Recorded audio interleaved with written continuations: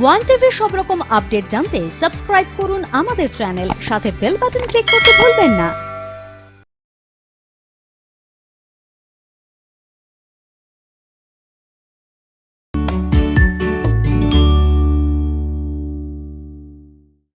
পথ বলল এগিয়ে চলো, পা বলল বেশ, পায়ে পায়ে দেখব তোমার কোথায় চলার শেষ। চলার কিন্তু আমাদের শেষ নেই, শুধু শুরু আর শুরু। তার কারণ একটাই, কবিতা। কবিতাকে ধরে, কবিতাকে আঁকড়ে, কবিতাকে ভালোবেসে একটা কবিতাময় মঙ্গলবারের সুন্দর স্বর্ণালী সন্ধ্যা আমরা কাটাবো। আর আমার সঙ্গে আজকে স্টুডিওতে আছে কথা ও কবিতায় আবৃত্তিকার বাচিক শিল্পী সুপর্ণা পাল মণ্ডল। নমস্কার, স্বাগত আপনাকে। সুপর্ণাদির পথ চলা তো শুনবো, কবিতায় কবিতায় শুনবো। তার আগে শুরুতেই একটা প্রশ্ন একটু অন্যরকমভাবে করতে ইচ্ছে হলো। কবিতাকে সহজ কখন মনে হয়? কবিতাকে সহজ তখনই মনে হয় যখন সে কবিতাটা বারবার প্র্যাকটিস করা হয়, পড়া হয়। যত বেশি পড়া হবে তত বেশি সহজলভ্য হয়ে উঠবে। এরকম একটা সহজ কবিতা দিয়ে আমাদের আজকে শুরুটা হোক। একদম। আমি প্রথমেই অপূর্ব দত্তের দুই বাংলা কবিতাটি আবৃত্তি করছি।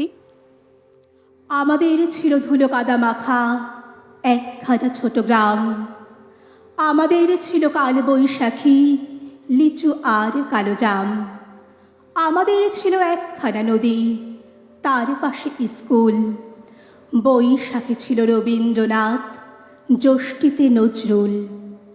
রবীন্দ্রনাথ পৃথিবীর কবি, নেই তাতে সংশয়। নজরুল নিয়ে তবু কেন আজও এত বিভ্রম হয়? কেউ বলে তিনি এপারের কবি, ওপারের বলে কেউ, এপার ওপার তাঁর কাছে এক, ফেরান না কাউকেও। কেউ বলে তিনি বিদ্রোহী কবি, কেউ বলে কবি ধর্মের, সাম্যবাদের পুরোহিত তিনি, মানুষের যত কর্মের। পদ্মার বুকে ঢেউ যদি জাগে, গঙ্গায় লাগে দোলা, মন্দিরে বলো মসজিদে বলো তার কাছে সবই খোলা। এপারেও তিনি ওপারেও তিনি, মাঝখানে তার কাঁটা, একসাথে তাকে প্রণাম জানাতে বাড়িয়ে রয়েছি পাটা। বিভেদের গাছ কেউ যদি পোঁতে, টান মারো তার মূলে, দুই বাংলাকে এক করে দাও রবীন্দ্র নজরুলে। দুই কবি, হৃদয় রবীন্দ্রনাথ, চেতনায় নজরুল। দুজনেই তো আমাদের একেবারে অন্তর জুড়ে রয়েছে।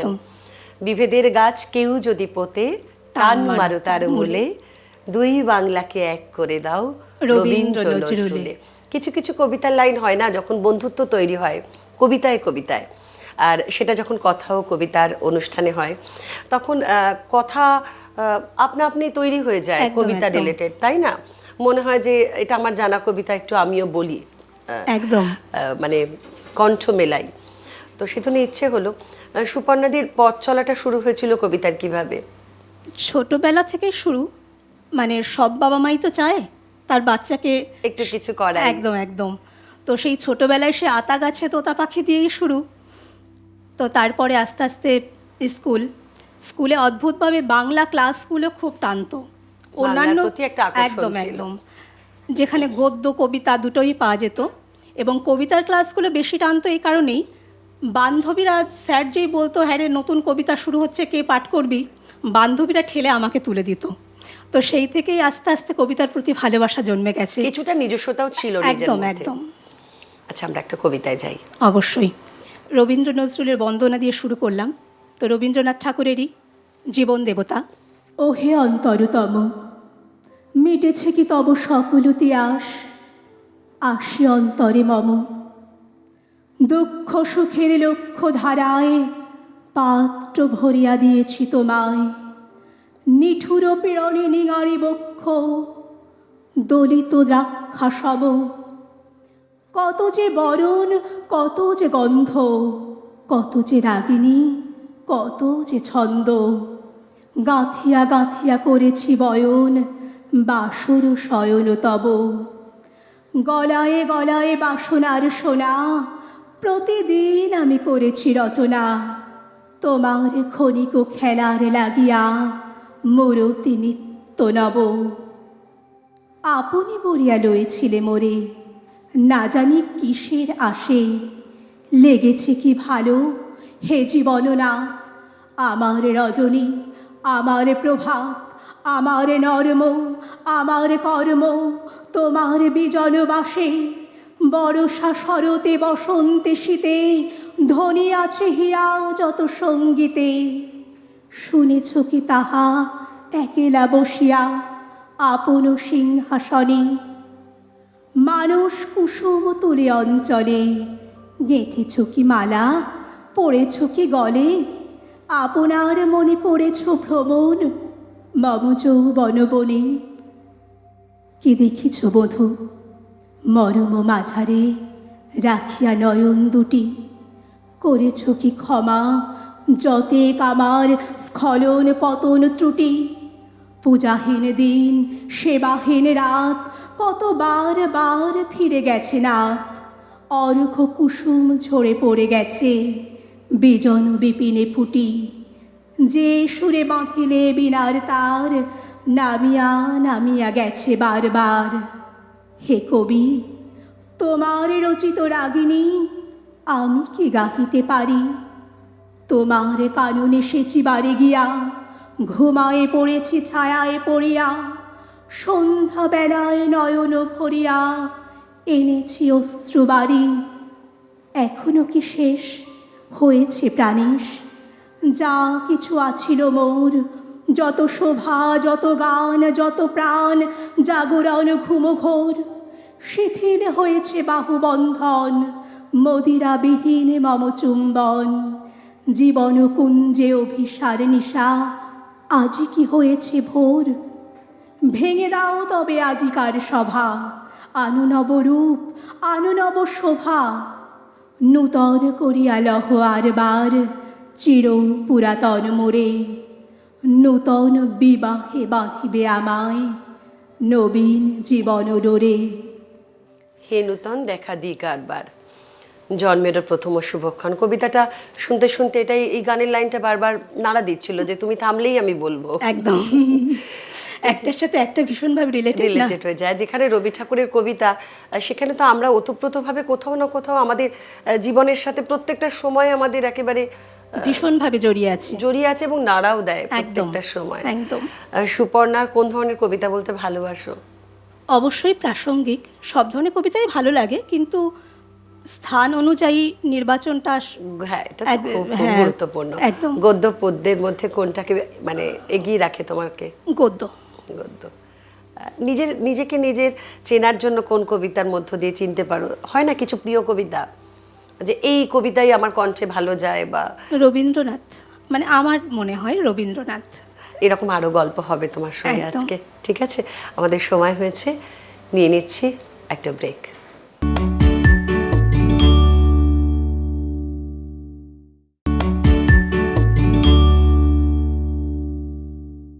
ফিরে এলাম ব্রেকের পর। আমার সঙ্গে রয়েছে স্টুডিওতে সুপর্ণা দি, সুপর্ণা পাল মণ্ডল। দিদির কবিতার জার্নিটা শুনবো, শোনা হয়নি এখনো, গল্প তো রয়েছেই, আরও অনেক বাকি। কবিতার ঝুলিতে কী কী কবিতা আছে, এরকম আপনিও যদি কবিতা নিয়ে আমাদের সঙ্গে আড্ডা দিতে চান, যোগাযোগ করুন 9433531731 এই নম্বরে। সুপর্ণা দি, আবার একবার অনেক ভালোবাসা তোমাকে। দুটো ভীষণ মিষ্টি অনেক ভালোবাসা, মিষ্টি দুটো কবিতা শুনিয়েছো তুমি আমাদেরকে। এবার একটু তোমার গল্প শুনবো। সেটা হচ্ছে, তোমার তো বললে ছোটবেলা থেকে তোমার কবিতার প্রতি যে ভালোবাসা, আতা গাছে তোতা পাখি দিয়ে জার্নিটা শুরু হয়েছিল। মা প্রত্যেক সন্তান যেভাবে বড় করেন, তো এই মায়ের ভূমিকা তোমার জীবনে কতখানি?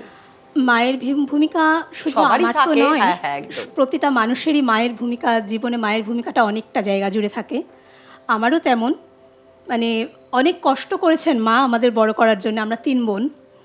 আসলে এই বিষয়গুলো বলতে গেলে না ভীষণ আবেগপ্রবণ হয়ে যাই আমরা। তো সেই জার্নিতে মা যদি সাথে না থাকতো তাহলে আজ হয়তো এখানে আমি বসে থাকতে পারতাম না। সবটাই মা। একদম। মা মানে স্নেহের সকাল, একদম একদম। মা মানে তৃষ্ণার জল, মা মানে শীতল পাটি। একদম। সবটা যেন মায়ের কাছে উজাড় করে বলে দেওয়া যায়, তাই না? সব। দিদি শেখা হয়েছিল কোথায়? তুমি তো তারপরে মায়ের থেকে মায়ের কাছে হাতে খড়ি, তারপরে শিখলে কোথায়? তারপরে শিখলাম আমার স্কুলেরই এক স্যার, বাংলার স্যার, মাননীয় সুধীর কুমার পাত্র মহাশয়। উনি মানে শিখতাম বলতে রেগুলার কিছু শেখা মানে হয়নি, স্কুলের হয়তো কোনো কম্পিটিশন স্যার একটু দেখিয়ে দেবেন। কোন স্কুলে? আমার বাড়ি রুদ্রপুর, বাদুড়িয়া রুদ্রপুর। আচ্ছা। রুদ্রপুর রাধাবল্লভ হাই স্কুলে পড়তাম। তো স্যার একটু কবিতা দেখিয়ে দিতেন, স্কুলে যেরকম হয়, যেমন হয় আর কি, ওই বিভিন্ন ক্লাসের অনুষ্ঠানে। হ্যাঁ। এবার কোনো কম্পিটিশনে গেলাম, স্যারের কাছে চলে যেতাম, স্যার দেখিয়ে দিতেন।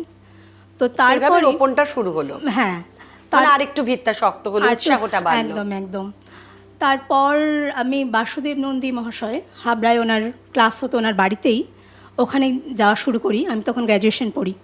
আচ্ছা। তো স্যারের কাছে অনেক দিন শিখেছি, এখন একটু অফ আছে, আবার ইচ্ছা আছে শেখার, কারণ শেখার তো শেষ নেই, অনেক শেখার বাকি আছে। অনেক সময় অনেক প্রতিঘাতের মধ্যে দিয়ে আমাদের চড়াই উতরাই জীবন, তো সেখানে গিয়ে হয়তো অনেক কিছু কন্টিনিউ করা যায় না, কিন্তু থমকে গেলেও সেই ভালোবাসাটাকে যেন আমাদের ইচ্ছাটা থাকা দরকার। তো সেই মায়ের ভূমিকা নিয়ে যখন এত কথা হচ্ছে আমাদের, তাহলে মাকে নিয়ে একটা কবিতা শোনাও। মাকে নিয়ে কবি শামসুর রহমানের একটা কবিতা মাথায় আসছে, কখনো আমার মাকে। শোনাও। কখনো আমার মাকে কোনো গান গাইতে শুনিনি, সেই কবে শিশুরাতে ঘুম পাড়ানিয়া গান গেয়ে আমাকে কখনো ঘুম পাড়াতেন কিনা আজ মনেই পড়ে না। যখন শরীরে তার বসন্তের সম্ভার আসেনি, যখন ছিলেন তিনি ঝড়ে আম কুড়িয়ে বেড়ানো বয়সের কাছাকাছি, হয়তো তখনও কোনো গান লতিয়ে ওঠেনি মিড়ে মিড়ে দুপুরে সন্ধ্যায়, পাছে গুরুজনদের কানে যায়।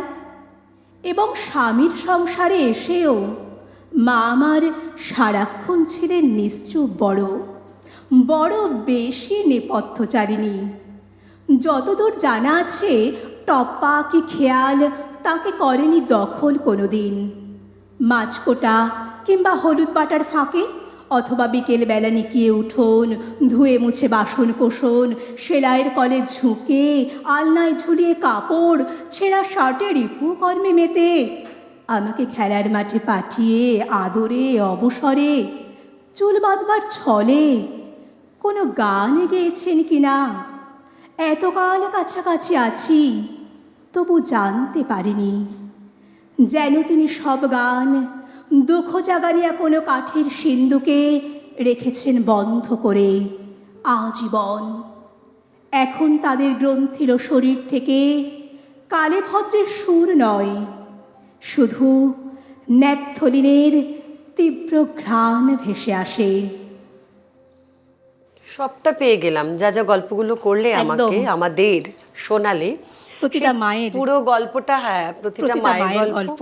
হলুদের জায়গাটা ভীষণ ছুঁয়ে গেল, বাটনা বাটা, ওই জায়গাগুলো অনেক কাজের মাঝখানেও মা আমাদের জন্য ঠিক সময়টা বার করে রেখে দেন। কত পরিবারে হয়, এখনো হয়, তখনও ছিল যে সবচেয়ে ভালো খাবারটা মা তুলে রাখতো তার সন্তানের, নিজে না খেয়ে সন্তানের জন্য রেখে দেন। হ্যাঁ, যত বয়স বাড়ে তত যেন মায়ের বিষয়গুলো আমরা উপলব্ধি করতে পারি, এবং মা হওয়ার পর তো বটেই, তাই না?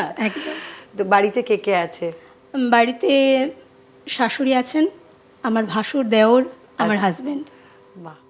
তো এই গোটা পরিবার নিয়ে তোমার সংসার, তার মধ্যে কবিতার সংসার, এবং এদের সবার খুব সাপোর্ট আছে বলেই আজ এখানে আসতে পেরেছি। হ্যাঁ, একদমই তাই। সেটুকু সহযোগিতা ছাড়া সম্ভব না। একদম। তো কবিতা নিয়ে ভবিষ্যতে চিন্তা ভাবনা পরে শুনবো, তার আগে আর একটা কবিতা শোনাও। আর একটা সুনীল গঙ্গোপাধ্যায় শোনাই। সুনীল গঙ্গোপাধ্যায়ের স্মৃতির শহর। একদিন কেউ এসে বলবে, তোমার বসবার ঘরে একটা চৌকি পাতবার জায়গা আছে, আমি ওইখানে আমার খাটিয়া এনে শোবো, আমার গাছতলা আর ভাল লাগে না। একদিন কেউ এসে বলবে, তোমার ভাতের থালা থেকে আমি 3 গ্রাস তুলে নেব, কারণ আমার কোনো থালাই নেই, আমার অনাহার একঘেয়েমের মতন ধিক ধিক করে চলছে, আর আমার ভাল লাগে না। গাড়ি বারান্দার তলা থেকে ধরে মাখা 3টে বাচ্চা ছুটে এসে বলবে, ওগো, আমরা বাসি রুটি চাই না, 5 নয় চাই না, আমাদের ছাই রঙের হাফ প্যান্ট আর সাদা শার্ট পরিয়ে চুল আঁচড়ে দাও, আমাদের গাল টিপে দিয়ে বলো, সাবধানে, আমরাও স্কুলে যাব। একদিন কয়লা খনির অন্ধকার থেকে উঠে আসবে একজন কালো রঙের মানুষ। সে অবাক হয়ে বলবে, এ কি, আমার জন্য শোক সভা নেই কেন? ডিনামাইট নিয়ে আমি গিয়েছিলাম গভীর থেকে আরও গভীরে। আমি ফিরিনি, কিন্তু তোমাদের জন্য আগুন এসেছে। আমার নামে তোমরা কেন নাম রাখোনি শহরের রাস্তার? তবে এসব রাস্তা কাদের নামে? তাদের তো চিনি না। একদিন ধান খেতে কাদা জল মেখে দাঁড়ানো একজন মানুষ নিজের চেয়ে আরও অনেক লম্বা হয়ে উঠে গলা তুলে বলবে, তোমরা যারা কোনোদিন কাদা জল মাখনি, মাটিতে শোনোনি কোনো আওয়াজ, জানো না ঘাম রক্ত উৎকণ্ঠায় সবুজ হয় সোনালি, সেই তোমরাই শস্য নিয়ে রাহাজানি করো, আর আমার সন্তানরা থাকে উপবাসী। তোমাদের লজ্জা করে না? আমি আসছি, আমি আসছি। একদম হারিয়ে গেলাম। আমাকে দর্শক বন্ধুরা তো দর্শক বন্ধুদের নিজের জায়গা থেকে কোন কবিতাটি তাদের ছিল তারা অনুভব করবেন, সেটা এই মুহূর্তে জানা সম্ভব নয়। কিন্তু আমার ক্ষেত্রে বলবো, তুমি যে কটা কবিতা শোনালে একদম ব্যতিক্রমী একটি আবৃত্তি তোমার কাছে পেলাম, যেটা প্রকৃতপক্ষে আমার মনে হলো আবৃত্তি, এবং প্রত্যেকটা লাইন, প্রত্যেকটা মডুলেশন তুমি আলাদা আলাদা করে নক করেছো, শ্রোতার মনকে নাড়া দিয়েছো। খুব ভালো এই প্রেজেন্টেশনটা ছিল, ভীষণ ভালো। ধন্যবাদ। আরও গল্প তোমার সঙ্গে আমাদের হবে, কিন্তু একটু যদি বলো যে তোমার এই যে কবিতার, যে তুমি বলছিলে যে তোমার কবিতা নির্বাচন, তার মানে তো তুমি মঞ্চও করো। একদম। মোটামুটি কত বছর থেকে মঞ্চ করো? মঞ্চ করছি আমি গ্র্যাজুয়েশন কমপ্লিট করার পর থেকে। মানে এটা নিয়ে তোমার আরো চলার ইচ্ছে, মানে আছে। মঞ্চটা আরো করার ইচ্ছে আছে। ঠিক আছে, আমরা আবার তোমার কাছে আসছি খুব তাড়াতাড়ি। ঠিক আছে। আবার সময় হচ্ছে, নিয়ে নিচ্ছি বিরতি।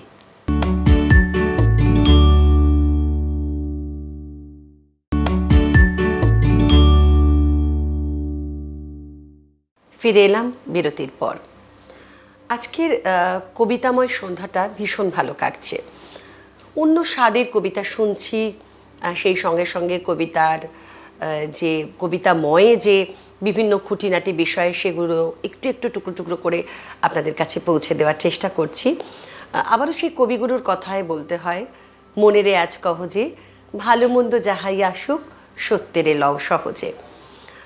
আর আমার বন্ধুরা যারা কবিতাকে ভালোবাসেন বা ভালোবাসো, তাদের জন্য বলি, অংশগ্রহণ করার জন্য যোগাযোগ করুন 9433531731 এই নম্বরে। চলে এলাম দিদি আবার তোমার কাছে। যে কথা বলছিলাম, যে কথা থেকে চলে গেলাম, কবিতা মা নিয়ে আমাদের শোনা হলো, বেশ প্রতিবাদী একটা কবিতাও, একটা মূল্যবোধের কবিতাও আমরা শুনে নিলাম। তোমার আগামী দিনে কি চিন্তা ভাবনা আছে, মানে কবিতা নিয়ে কোনো নতুন কাজ? চিন্তা বলতে নিজের একটা স্কুল খোলার ইচ্ছা আছে। সৃষ্টির নিজের একটা স্কুল খোলার ইচ্ছা আছে। এখন বাড়িতে টুকটাক শেখাই, স্কুল এখনো খুলে উঠতে পারিনি, তো ওটা একটা ইচ্ছা আছে। ছোট থেকেই তো মানুষ একটু একটু করে তিল করে গড়ে তোলে। একদম। আর আরেকটা যেটা ইচ্ছা, সেটা শিখতে চাই, শোনার ইচ্ছা আছে। প্রচুর কবিতা, প্রচুর মানুষ, অনেক গুণী যে মানুষ কবিতা আবৃত্তি করেছেন, সেগুলো শোনার ইচ্ছা আছে। মানে শুনতে শুনতেই মনে হয় আমরা অনেকটা শিখে যাই। মোটামুটি শোনো, সবার কবিতাই কম বেশি শোনা হয়। আমরা আপনি দিয়ে শুরু করেছিলাম, কোথায় তুমি সম্বোধন হয়ে গেছে। এটাই বোধহয় কবিতায় সম্ভব, তাই না? আমি নিজে এখন মানে প্রায় এখন মনে হলো এই রে, আমি তো আপনি করে শুরু করেছিলাম। ঠিক আছে, এই তুমি বন্ধুত্বটা থাকুক আমাদের, কবিতার সঙ্গে থাকুক। একদম। এবার একটা কবিতায় যাই আমরা। আধুনিক কবি তসলিমা নাসরিনের একটা কবিতা বলি। বঙ্গদেশ। একটি দেশ ছিল সুজলা সুফলা, দেশের মানুষেরা সোনালি ধান যেমন হাওয়ায় দুলত, তেমন দুলত নতুন পিঠে পুলির দিনে। একটি দেশ ছিল শরতের মেঘ আকাশে মেলা বসালে সেও বসাতো মেলা, সুখের মাটির গন্ধের সঙ্গে মিশে মাটিতে। একটি দেশ ছিল আম কাঁঠালের, বর্ষার জলে কাক ভেজা, ঘরে ফিরে তেড় কেঁপে উঠবার কুয়াশা কাটা রোদে গা পোহাবার দেশ। একটি দেশ ছিল আমার, তার, আমাদের পূর্বপুরুষের। কিন্তু এই ভালোবাসাবাসের দেশটিকে হঠাৎ কারা যেন দুটুকরো করে চলে গেল।